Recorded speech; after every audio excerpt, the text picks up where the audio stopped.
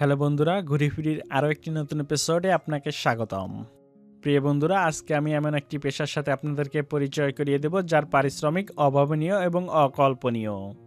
চায়ের বাগানে চা পাতা তুলে সর্বোচ্চ দিনে 170 টাকা ইনকাম করতে পারে, বা 26 কেজি পাতা তুলতে পারলেই তবেই মেলে 170 টাকা। তো বন্ধুরা, এর বিস্তারিত এবং চা বাগানের সৌন্দর্য আপনাদের সামনে তুলে ধরব। তো বন্ধুরা, শেষ পর্যন্ত সাথেই থাকবেন।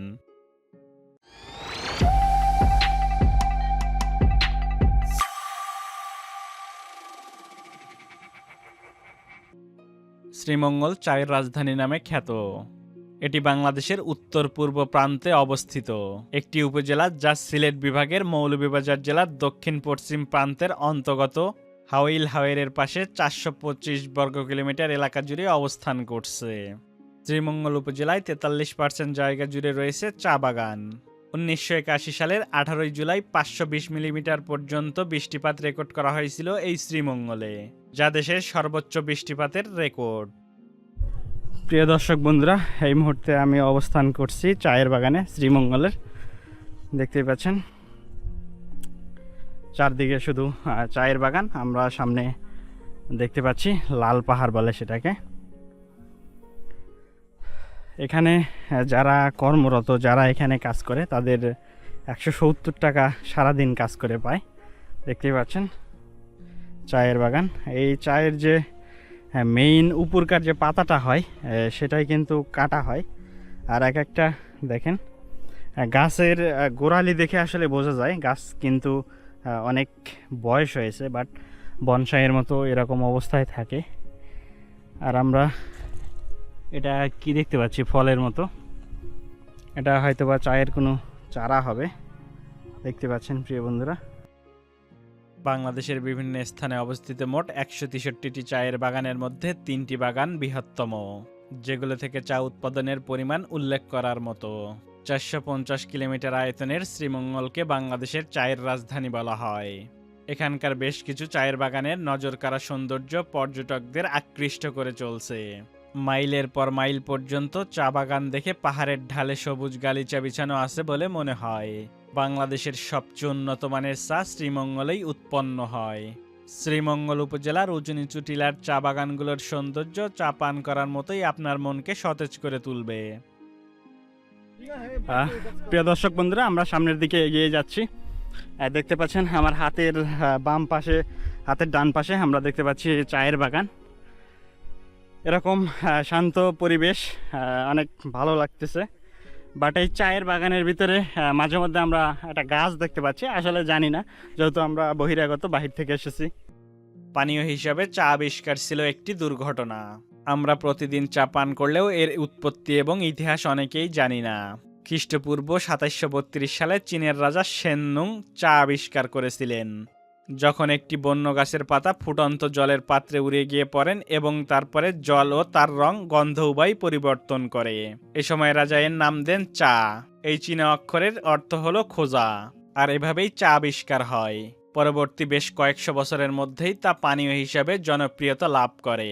ধারণা করা হয় পানির পরে চা সবচেয়ে বেশি পরিমাণে ভোগ্য পানীয়। ঢাকা থেকে ট্রেন কিংবা বাসে করে সহজেই শ্রীমঙ্গল যাওয়া যায়। ঢাকার ফকিরাপুল, সয়দাবাদ ও মহাখালী থেকে হানিফ, শ্যামলী, বিআরটিসি, এনআই ইত্যাদি পরিবহনের নন এসি এবং এসি বাস প্রতিদিনই শ্রীমঙ্গলের উদ্দেশ্যে ছেড়ে যায়। ফরাসি, কোরিয়ান, ভিয়েতনামিরা দুধ ছাড়াই চা খেতে পছন্দ করেন। ইরানিরা চায়ের কাপে চুমুক দেওয়ার সময় দাঁতের ফাঁকে একটুকু সুগারের কিউব ধারণ করতে পছন্দ করেন। থাইল্যান্ডে চিনি এবং কনডেন্সড মিল্ক ব্যবহার করে চা বানানো হয়। এমনকি টি ব্যাগ আবিষ্কৃত হয়েছিল ঘটনাক্রমে। 1908 সালে থমাস সুলিভান নামের এক ব্যক্তি তার খদ্দেরের জন্য টি ব্যাগের স্যাম্পল তৈরি করেন। তার ধারণা ছিল চা বানানোর সময় ব্যাগটি খালি করা হবে, তবে খদ্দেররা মনে করে টি ব্যাগটি গরম পানিতে চুবিয়ে তা থেকে রস বের করে চা বানাতে হবে, আর এভাবেই টি ব্যাগ আবিষ্কৃত হয়। সামনের দিকে যে পাহাড়টা আছে, সেই পাহাড় টিলের উপরে উঠব, বাট সামনের দিকে এগিয়ে যেতেই দেখতে পাচ্ছি এখানে একটা নদী। আসলে এটা নদী না, ঝিরির মতো দেখতেই পাচ্ছেন। নিচে কিন্তু অনেকটা পানি। বিভিন্ন জায়গায় থেকে যে পাহাড়ি বৃষ্টি বা বন্যার পানি যে সেটা ধীরে ধীরে এখানে আসে, আর এটা ঝিরি বলতে পারেন। ঝিরির সুন্দর পানি দেখেন বয়ে গেছে। আমরা ওই সামনের পাহাড়ে যেতে চাচ্ছি, বাট এখানে এসেই একজন স্থানীয় লোক আমাদেরকে বাধা দিল। তো আপনাদেরকে তার একটু কথা শোনাই। আমরা আর যেতে পারিনি। মতন ঘুরেন, কোনো সমস্যা নাই। এমনও আছে যে ভাই আমরা তো রাস্তাঘাট দেখি নাই, আপনাদের একটু লুক দেন, ওনারা লুকও দিবে। আচ্ছা সামনের বার আইলে অনুমতি দিতে আমরা বুঝতে পারি না। আসলে এখানে ব্যাপারটা যে ঘটেছে আপনাদেরকে বলি, গাইড নিয়ে আসেনি, অর্থাৎ এই পাহাড় টিলা দেখতে বা চায়ের বাগান দেখতে তাদের স্থানীয় লোকদেরকে গাইড হিসেবে নিয়ে এসে তাদেরকে হয়তো 200, 300, 500 টাকা এরকম দিতে হতো। তো আমরা আসলে সেটা নিয়ে যাইনি, তাই আমাদের উপর চড়াও হয়ে গেছে। আমরা কেন চিনি না, জানি না আমরা পাহাড়ের উপরে কেন উঠতেছি। আমরা এখানে একটা ঝিরি পাচ্ছি। আসলে ঝিরির পানি এতটাই পরিষ্কার, দেখেন এখানে পা আসলে ধুতে বা এখানে পানিগুলো খসতে আর কি গ্রাম্য ভাষায় বলে, অনেক ভালো লাগতেছে। আমাদের সাথের ভাইয়েরাও দেখেন এখানে ইয়া করতেছে। আর সামনে আমরা দেখতে পাচ্ছি বাঁশঝাড়। বাঁশগুলো আমাদের এলাকার থেকে কিছুটা আলাদা। বালু, শুধু বালু।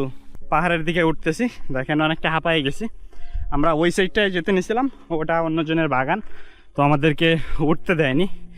বাট এই যে ঘোরার একটা নেশা, ভালো লাগার একটা নেশা, মানে এই পাহাড়ের উপর থেকে তাকালে যে সৌন্দর্যটা উপভোগ করা যায়, সেটার নেশায় বা সেটার টানেই কিন্তু আমরা বারবার উপরে ওঠার চেষ্টা করতেছি।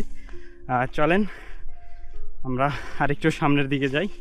এই পাশটায় পাহাড় দেখতে পাচ্ছি, এ পাশটায় এই যে লাল দেখতে পাচ্ছি, এজন্যই লাল পাহাড় বলে। আর মাঝে মধ্যে আমরা গরু দেখতে পাচ্ছি এখানে, ওই যে সামনে আরও দেখতে পাচ্ছি, এখানে গরু খাওয়ানো হয়। মাশাল্লাহ মাশাল্লাহ, অনেক সুন্দর। দেখেন ভাজে ভাজে, এখানে একটা টিলা, এখানে একটা টিলা, ওখানে একটা টিলা। দেখেন প্রিয় বন্ধুরা, কত সুন্দর আল্লাহর তৈরি পাহাড়। আর আল্লাহ তো বলেই দিয়েছেন যে পাহাড়গুলোকে আমি প্রেরণ করেছি পৃথিবীর পেরেক হিসাবে।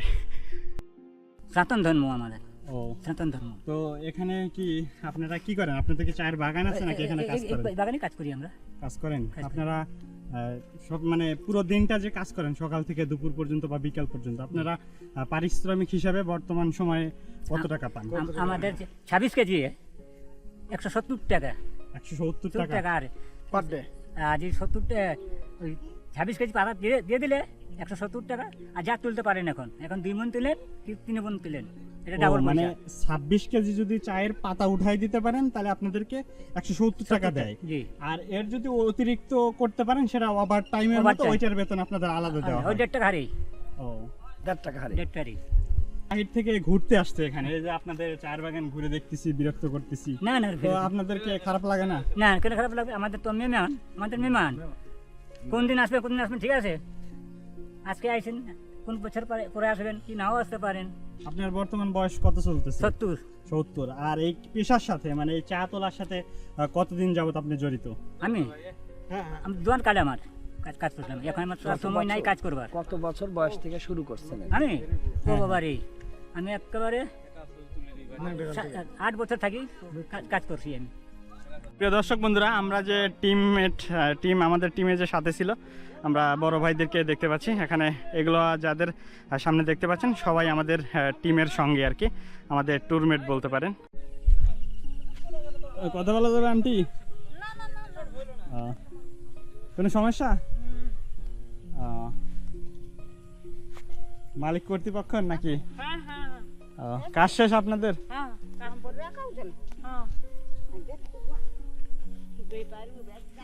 কেউ কথা বলতে চায় না, ঘটনা কি? আপনাদের কাজ শেষ? আমরা কাজে যাই না, তো আপনারা কি করেন? ওই যে গরু ছাড়ছি। ও, গরু ছাড়ছেন। একেবারেই কাজ করেন না এগুলো, অন্য পেশা করেন? মানুষ করে। ও, আপনারা কোন ধর্মের অনুসারী? হুম? মানে কোন ধর্ম পালন করেন? কোন ধর্ম আর পালন করে? সনাতন নাকি? কৃষ্ণ মুসলমান। ও, বুঝতে পারছি। এ লাকড়ি কই থেকে জোগাইলেন? লাকড়ি কই থেকে আনলেন? ও পাহাড় থেকে। ও, এগুলো সব দেশীয় গরু না?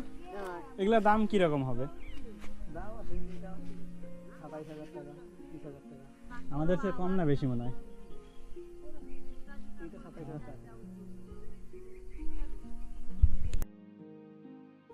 এখানে দেখতে পাচ্ছি দেখেন কিছু সনাতন ধর্মাবলম্বী যারা আছে তাদের বাড়িঘর কত সুন্দরভাবে তারা মাটি দিয়ে এই বাড়িঘরগুলো বানিয়েছে দেখতে পাচ্ছেন। একদম কিন্তু প্রত্যন্ত গ্রাম অঞ্চল।